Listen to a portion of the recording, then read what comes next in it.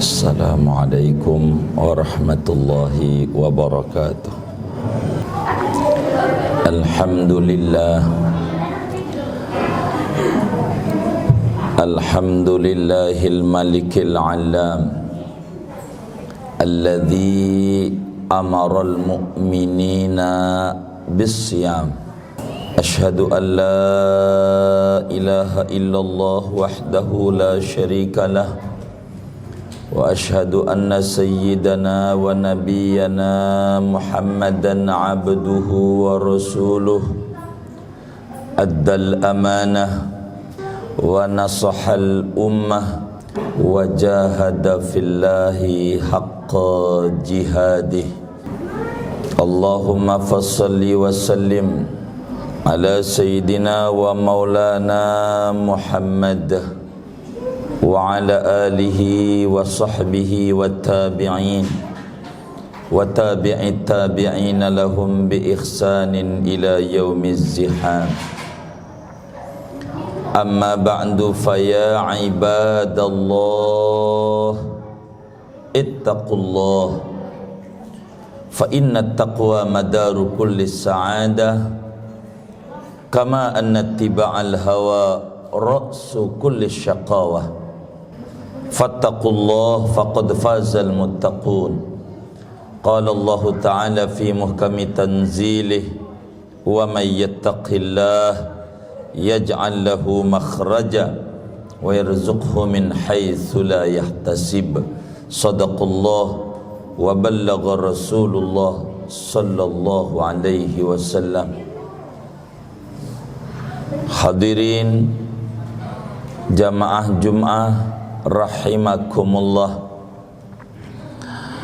Satu di antara pesan indah seorang sufi besar dari Mesir yang wafat tahun 709 Hijriah di dalam karya monumental beliau Al-Hikamnya, Sayyidi Ahmad bin Athaillah As-Sakandari menasihati kita, dan ini menjadi renungan Jumat kita.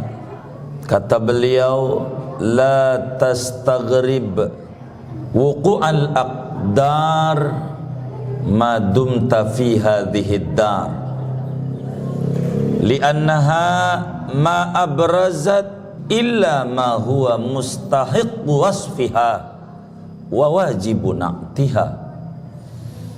Kata beliau, jangan anda heran, jangan anda bingung terjadinya kekeruhan hidup, terjadinya problematika kehidupan, terjadinya banyak ujian selama anda berada pada ini negeri. Limadha? Kenapa? Karena memang kekeruhan hidup itu ma'abrozat tidak bakalan terjadi illa ma huwa mustahiq wasfiha wa wajibu na'tiha, melainkan sesuatu yang sudah menjadi haknya dunia dan kelaziman karakteristik daripada ini negeri. Ayyuhal ibad, Imam Ibnu Athaillah Sakandari ini memberikan pemahaman bagaimana kita dalam menjalani hari-hari kita di alam dunia ini, bahwa segala sesuatu itu memiliki karakter dan spesifikasi tersendiri. Apa saja? Semisal api. Api memiliki karakter membakar. Siapa yang mendekati api lalu terbakar, jangan heran, karena memang karakter api itu membakar. Begitu juga pisau, karakternya memotong. Siapa orang main pisau lalu tergores, jangan heran, karena memang pisau karakternya memotong. Begitu pula lautan, karakternya ada ombak. Dari sebelum kita lahir sampai ini hari, sampai kita meninggal dunia, saudara, yang namanya lautan pasti ada ombak. kadang besar, kadang kecil, tapi selalu ada ombak. Tugas kita mengendalikan kapal kita, bagaimana supaya berlayar dari Tanjung Priuk menuju Tanjung Karang seumpamanya. Tugas kita mengendalikan kapal, tidak mencela kepada ombak yang besar atau yang kecil. Seorang yang mengerti karakteristik lautan namanya peselancar. Seorang peselancar dengan adanya ombak besar, dia girang dan tersenyum, makin senang. Kenapa? Karena mengerti karakter lautan memang demikian adanya, ada ombak. Ayyuhal ibad, jamaah Jumat rahimakumullah, kita dididik oleh Imam Ibnu Athaillah Sakandari bahwa dunia ini karakteristiknya ujian. Inna hadhihi dunya laisat bidaril jaza bal darul imtihan, wal akhiratu laisat bidaril imtihan bal hiya darul imtinan wal ihsan. Akhirat, saudara, karakteristiknya balasan, kecil maupun besar. Dan dunia ini, saudara, karakternya ujian. Jangan heran bila kita ngalamin ujian selama kita ada di negeri dunia. Begitu kata Imam Ibnu Athaillah. Sebab ujian itu tidak akan terjadi melainkan sudah menjadi karakter dan sifat-sifat dunia ini.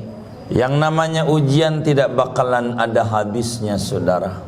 Yang namanya ujian bakal berbeda-beda tergantung orang. Ada yang diuji oleh istrinya cerewet, ada yang diuji oleh anaknya yang sulit mendengar nasihatnya, ada yang diuji oleh partner bisnisnya, ada yang diuji oleh atasannya, ada yang diuji oleh bawahannya, ada yang diuji oleh karyawannya, ada yang diuji oleh tetangganya, bahkan ada yang diuji oleh orang yang segrup dalam WA masjidnya. Begitu seterusnya, saudara. Inilah namanya dunia, saudara. Ujian. Tugas kita bukan untuk mencela ujian. Tugas kita adalah mengendalikan perahu kita yang namanya qalbu. Bagaimana kita cara mensikapi ujian. Tak boleh kita berlebihan, yang bakal menjadi menyulitkan. Kematian, saudara, kalau mau diumumin dari sebelum ada pandemi, tiap hari dari Sabang sampai Merauke banyak, saudara. Sampai sekarang pandemi yang sudah setahun berjalan, kalau mau diumumin tiap hari yang mati dari Sabang sampai Merauke banyak, saudara. Sampai pandemi ini berakhir, vaksin sudah disuntikkan dari Sabang sampai Merauke. Kalau mau diumumin orang mati banyak, saudara. Tapi kalau mau berimbang, yang lahir jauh lebih banyak. Coba kita adakan pengumuman dari Sabang sampai Merauke, tiap hari bayi lahir banyak. Bagaimana cara kita mensikapinya saja. Apakah mau membuat imun menurun ataukah imun naik? Apakah membuat iman menurun ataukah iman naik? Ini tergantung bagaimana cara kita mensikapi ini negeri dunia, saudara. Oleh karena itu, puasa salah satu makna daripada ujian. Ada yang diuji dengan tidak makan di siang hari, meski istri tak lihat, anak tak lihat, teman tak lihat, tapi dia yakin ada Allah yang melihat. Maka dia tahan tak makan siang. Kenapa? Karena mengerti dia sedang berada di madrasah ujian Ramadan, madrasah ruhiyah. Ini dunia. Sehingga, saudara, kita jangan memandang sebatas ujian yang tidak enak. Ujian yang enak juga banyak didapat. Seperti tadi pengurus masjid mengadakan pengumuman. Kalau mau jujur kita ilustrasikan, ada orang di komplek Mahagoni Tiap hari bagi duit kepada tetangganya 500.000 tiap hari. Tiap hari 500.000 tidak pernah kurang selama 20 tahun. Namun kemudian di tahun ke-21 bagi cuman dikit. Bagi tapi dikit 100.000. Lalu kemudian si tetangga berkata, ini orang tidak bijak, ini orang kurang baik, ini orang kurang peduli, ini orang kurang care. Padahal 20 tahun dia dibagi banyak, cuman setahun doang yang dibagi dikit, itu juga masih dibagi. Tuduhan itu kurang etis. Sebab apa? Melupakan kebaikan 20 tahun hanya karena setahun dibagi sedikit. Ayyuhal ibad, Allah subhanahu wa ta'ala memberikan rasa aman bertahun-tahun, bukan 20 tahun. Sebelum ada pandemi ini normal saja kita hidup. Dari dulu hanya setahun. Kemarin 3 Maret milad itu yang namanya COVID-19, saudara.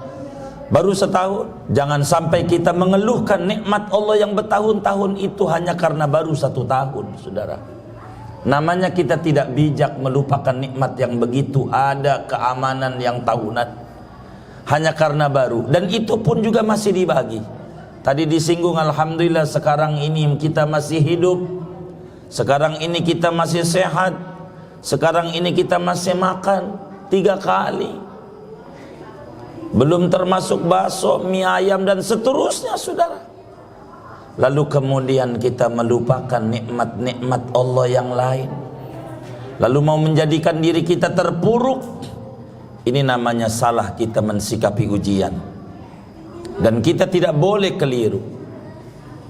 Harus kitalah memandang nikmat-nikmat Allah yang lain itu, supaya kita muncul rasa kesyukuran mendalam kepada Allah.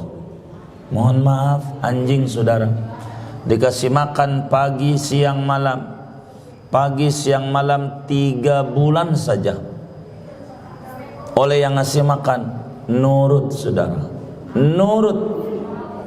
Kenapa? Karena instingnya mengerti balas budi. Kata anjing seakan-akan berkata, ini orang udah baik kepada saya dikasih makan pagi siang malam, sudah sewajarnya saya nurut kepada dia. Ayyuhal ibad, jamaah Jumat rahimakumullah, Allah Jalla Jalaluh memberi makan kepada kita. Coba kita renungi, sudah berapa bulan? Kalau mau yakin, ada yang di masjid ini, yang di atas ini, ada yang 10 tahun, ada yang 20 tahun, di antara kita yang 30 tahun, ada yang 40 tahun, ada yang sudah 50 tahun, ada yang 60 tahun, bahkan barangkali ada yang 70 tahun dikasih makan nama Allah. Bukan 3 bulan. Bila yang 3 bulan saja mengerti berterima kasih, maka kita yang sudah bertahun-tahun dikasih makan oleh Allah, hendaklah kita harus mendekatkan diri kepada Allah subhanahu wa ta'ala, harus nurut kepada Allah, harus dekat dengan Allah, harus mesra dengan Allah. Jangan kita terpaku dengan ujian, tapi haruslah kita melihat nikmat-nikmat Allah. Jujur, ujian itu bukan untuk menjauhkan diri kita dengan Allah. Kalau mau jujur, untuk mendekatkan kita dan meningkatkan derajat kita. Jangan sekali-kali kita berkata dan berdoa, ya Allah, hindarkan kami dari ujian. Itu bukan akhlak muslim yang baik. Itu bukan akhlak umatnya Sayyidina Muhammad yang baik. Bila berdoa, hindarkan kami dari ujian. Logikanya begini saudara, ada orang kelas 1 SD berkata kepada gurunya, Pak Guru, hindarkan kami dari ujian. Baik, kata guru. Maka temannya kelas 2 naik, dia kelas 1. Tahun depan dia berkata lagi, Pak Guru, hindarkan kami dari ujian. Temannya kelas 3, dia masih kelas 1. Sampai temannya lulus SD kelas 1, sampai sarjana temannya dia kelas 1, karena dia meminta tidak mengikuti ujian. Dan kita tidak boleh begitu. Kita minta kepada Allah subhanahu wa ta'ala, bukan dihindarkan ujian, tapi minta diberikan jawaban-jawaban dalam menjawab persoalan-persoalan ujian kehidupan. Kita minta diberi kekuatan oleh Allah supaya kita bisa memahami dan mendapatkan solusi terbaik. Dan ini diantara manfaat daripada ayat tujuan puasa, la'allakum tattaqun, agar supaya kita menjadi pribadi yang bertakwa. Yang bagaimana keuntungannya? Wa may yattaqillah yaj'al lahu makhraja wa yarzuqhu min haitsu la yahtasib. Orang yang bertakwa, dia diberikan solusi terbaik di dalam ujian problematika kehidupan. Mudah-mudahan Allah Subhanahu wa taala memberikan kita semuanya keberlimpahan barakah. Barakah kesehatan kita, barakah umur kita, barakah rezeki kita, barakah keluarga kita, barakah anak menantu cucu kita, barakah ilmu kita. Hidup kita penuh barakah dunia dan akhirat kita demi keagungan bulan yang penuh dengan barakah. Allah Subhanahu wa taala akhirnya tutup kehidupan kita dengan husnul khatimah. Amin. Amin ya rabbal alamin. A'udzu billahi minasyaitonir rajim. Bismillahirrahmanirrahim. Wal 'asri innal insana lafi khusrin illa alladziina aamanu wa 'amilus shalihat wa tawassaw bil haqqi wa tawassaw bis sabr. Barakallahu li wa lakum fil Qur'anil 'azim wa taqabbal minni wa minkum tilawatahu innahu as-sami'ul 'alim. Aqulu qawli hadza wa astaghfirullahal 'azim li wa lakum wa li sairil muslimina wal muslimat wal mu'minina wal mu'minat fastaghfiru innahu huwal ghafurur rahim.